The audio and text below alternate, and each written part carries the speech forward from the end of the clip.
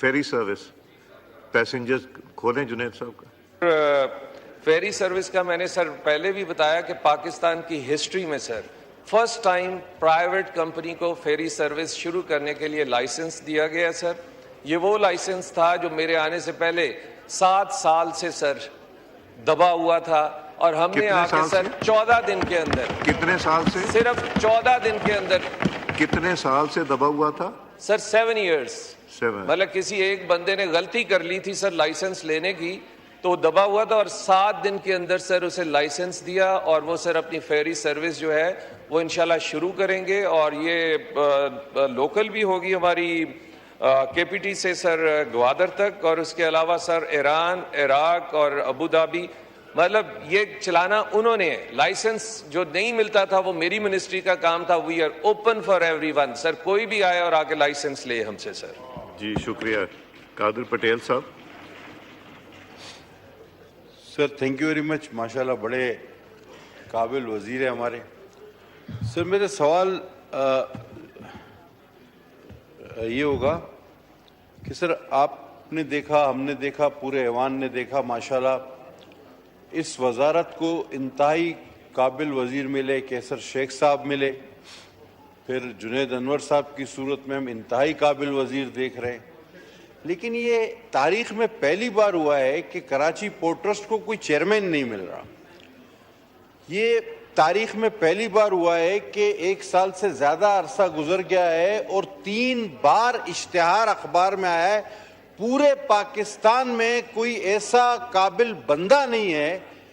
जो काम हमेशा 1 घंटे में हो जाता था कि चेयरमैन लगा दिया जाता था, आज पूरे पाकिस्तान में कोई ऐसा बंदा नहीं है जिसको 3 बार इश्तिहार देने के बावजूद, और अब तो टेलर मेड इश्तिहार आ रहे हैं जी, केपीटी को चेयरमैन नहीं मिल रहा।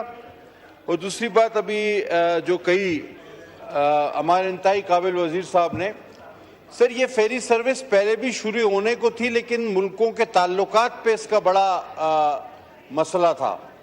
तो ये जो ईरान वाला रूट है यही आपके लिए प्रॉफिट होगा, क्योंकि ज़ायरीन जाएंगे, बाकी कराची से ग्वादर की फेरी सर्विस में कोई फ़ायदा नहीं होना।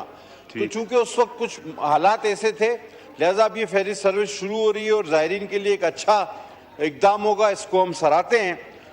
और सर साथ साथ ये भी बता दें कि जो प्राइवेटाइज किया गया है कराची पोर्ट ट्रस्ट को, केटीजे एनजीएल को दिया गया है, तो उनका मुआहदा किस हद तक, उन्होंने जो अपने मुआहदे में कहा था कि वो फला चीजें लाएंगे, लगाएंगे, इसको इम्प्रूव करेंगे, वो किस हद तक कामयाब हुए हैं, उन्होंने अपने मुआहदे पे कितना अमल दरामद किया? जुनैद अनवर साहब।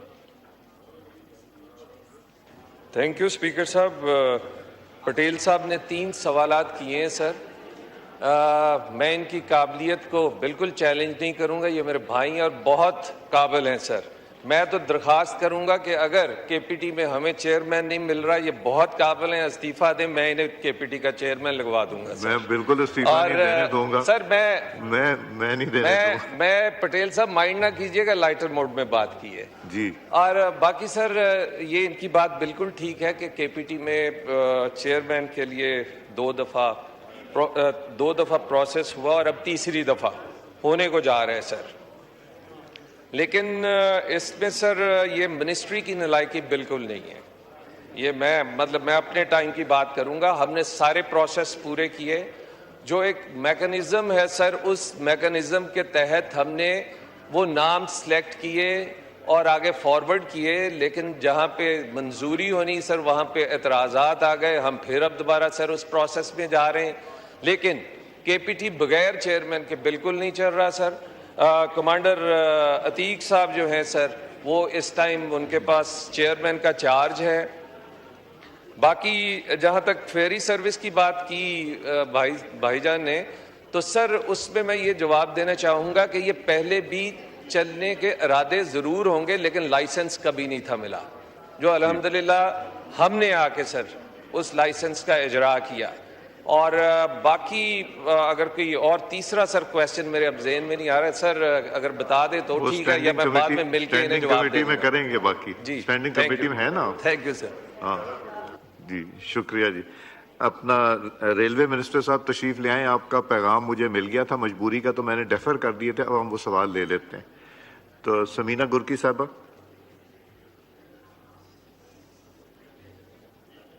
जी समीना गुरकी साहबा, माइक खोलें। माइक खोला आपका? बटन प्रेस कीजिए,